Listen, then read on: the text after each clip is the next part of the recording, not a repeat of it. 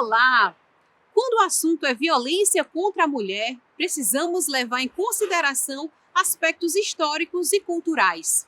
Neste módulo, vamos discutir como homens e mulheres aprenderam sobre violência de gênero. Fique atento a mais um módulo do curso Enfrentamento à Violência Doméstica e Familiar contra a Mulher. Nesse módulo, vamos discutir sobre algumas questões relacionadas às identidades masculinas e à masculinidade. Iniciaremos discutindo mudanças nas relações interpessoais, advindas das transformações do movimento de mulheres, que impuseram uma nova gramática relacional entre os sexos e os gêneros. Depois vamos discutir algumas questões relacionadas à persistência da dominação masculina na sociedade e em seguida vamos fazer uma discussão sobre algumas teorias produzidas por sociólogos e antropólogos sobre a questão da masculinidade. Por fim, discutiremos algumas questões relacionadas à sociedade brasileira no que diz respeito às identidades masculinas. Ao falar que nós vamos discutir sobre homens e masculinidades numa perspectiva de gênero, a gente está propondo uma análise relacional, dessa diferença sexual que é profundamente modificada e transformada a partir das classificações sociais. Então, iniciamos essa antiga questão, tomada desde os antigos, por exemplo, desde os gregos, sobre as diferenças entre homens e mulheres. Como é que essas diferenças elas são pensadas, problematizadas de modos diferentes na sociedade ao longo da história, contextualizando-as em sociedades, em épocas, em momentos da história. Contemporaneamente, alguns pensadores, alguns sociólogos, vêm propondo que as relações e as expectativas emocionais, amorosas, familiares, ou seja, isso que a gente pode chamar da vida pessoal, passou por um profundo processo de transformação. O sociólogo britânico Anthony Giddens chega a dizer que houve uma transformação da intimidade, ou seja, uma transformação daqueles aspectos da vida pessoal, da intimidade, que não eram relacionados às questões com relevância política. Giddens vai dizer que essa transformação que a gente assistiu nas últimas décadas do século XX, nas sociedades ocidentais, a gente está falando então em Europa, Estados Unidos, principalmente, mas que se expandiu em velocidades diferentes para outros lugares, outras regiões do mundo, isso se produziu na segunda metade do século XX, num sentido de democratização das relações entre os sexos. Para Giddens, não faz sentido a gente falar numa democracia, sendo que esses aspectos da vida pessoal, esses aspectos até então considerados da vida privada, eles ficariam indiferentes a esses processos de transformação democrática nas questões envolvendo a vida cívica. Essas duas forças políticas, sociais, o movimento de mulheres e o movimento gays e lésbico, ajudariam a gente a entender como é que novas expectativas de vida pessoal, de vida íntima, de vida interpessoal, são também permeados por essa exigência democrática, ou seja, relações mais igualitárias, tanto entre os gêneros como também entre as gerações, ou seja, entre parceiros conjugais, e também as relações entre pais e filhos, modelos de família, enfim, toda uma nova gramática amorosa, ela vai se colocando. Então poderíamos pensar a partir disso que podemos indagar a partir disso como é que o masculino e a identidade masculina se colocam nessa nova configuração, nessa nova agenda amorosa que se inicia, portanto, na segunda metade do século XX. Isso nos leva diretamente a discutir e problematizar a importância de pensar a categoria de gênero como um instrumento de análise daquilo que os estudiosos chamam da dominação masculina. Poderíamos começar essa conversa evocando a célebre frase da filósofa francesa Simone de Beauvoir, né, que no período de fim de guerra, na Segunda Guerra Mundial, em 1949, lança um livro que teve uma importância e uma repercussão ao longo das décadas. Ela mostra como o sexo e o gênero são construções culturais, são construções históricas. A famosa frase é a seguinte: não se nasce mulher, torna-se. O que ela quer dizer com isso? De Beauvoir faz uma profunda análise da situação social da mulher na França e mostra como a socialização que lhes é dada é diferente da socialização que é dada aos homens. Ou seja, esse tornar-se mulher significa dizer que é a cultura, é a sociedade, é a história que constrói modelos de feminilidade, longe daquela concepção romantizada de que há um feminino universal, um eterno feminino, um feminino por essência, por natureza. Ela diz e mostra, né, através dessa obra, né, daí a importância dela, como é que esses discursos de essencialização do gênero, naturalização, ela serve como um mecanismo de manutenção das desigualdades de gênero.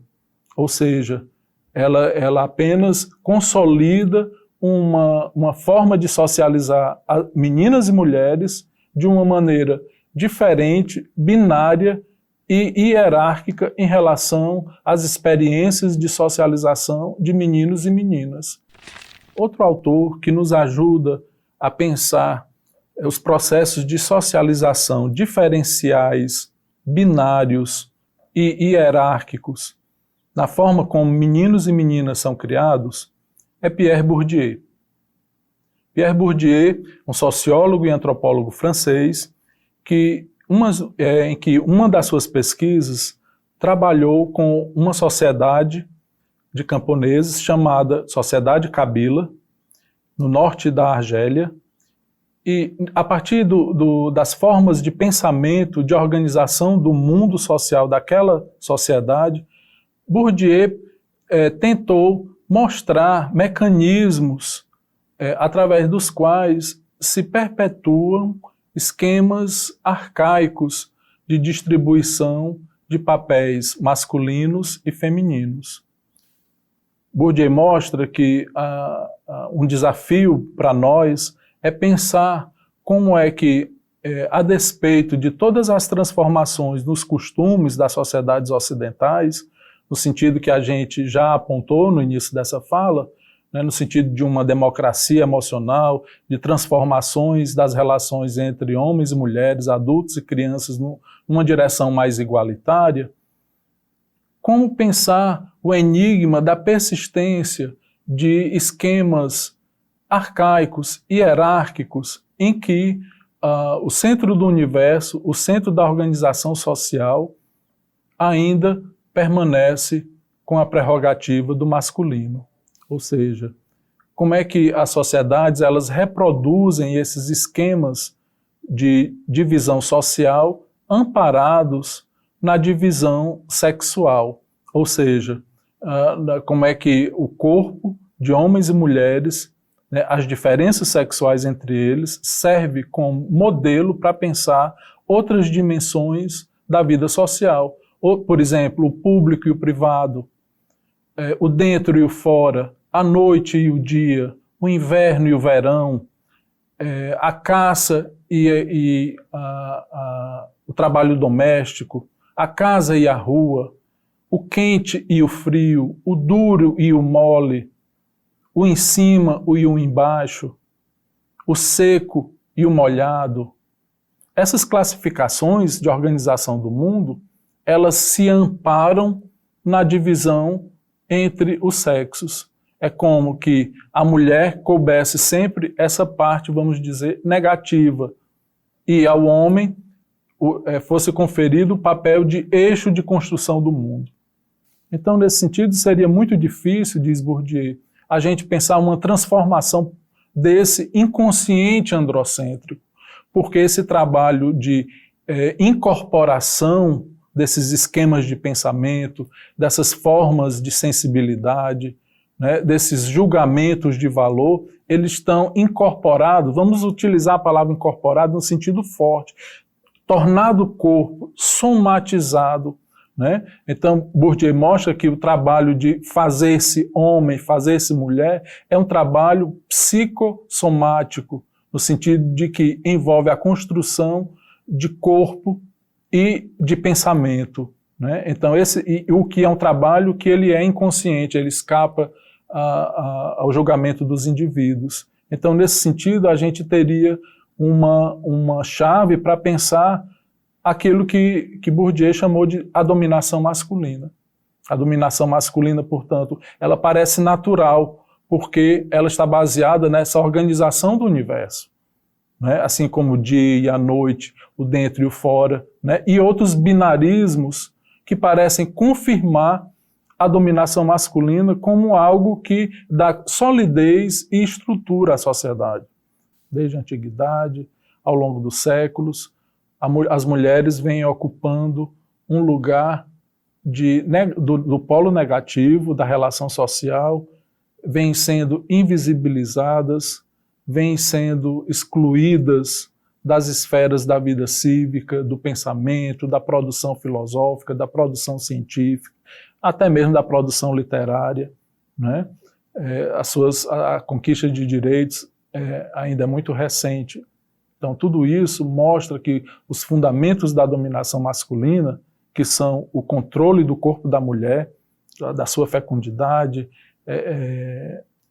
e assim como a distribuição desigual do trabalho, né, ainda permanecem, esses fundamentos ainda permanecem nas sociedades. Embora, é claro, não podemos minorizar o efeito emancipatório de forças sociais que vêm construindo essa agenda democrática, né, entre os gêneros, né, por onde passa, por exemplo, a questão da violência doméstica e de gênero. Nesse sentido, o conceito de gênero, ele se coloca como uma ferramenta conceitual útil, pertinente, para a gente analisar a produção da dominação masculina e ensejar uma transformação desses mecanismos de reprodução das desigualdades.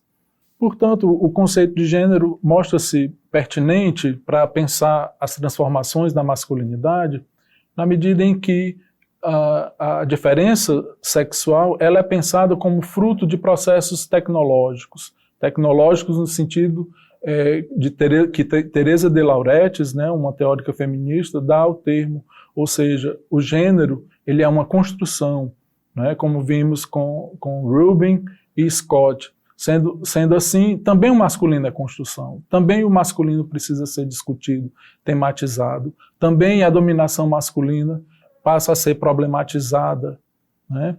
Então, poderíamos datar o início dos estudos sobre homens e masculinidades no final da década de 80, no Brasil esses estudos chegam um pouco mais tardiamente, né? E um dos autores fundamentais para discutir a masculinidade é Robert Connell, e Connell propõe um modelo que se mostrou bastante relevante para discutir as masculinidades. Vamos falar desse modelo.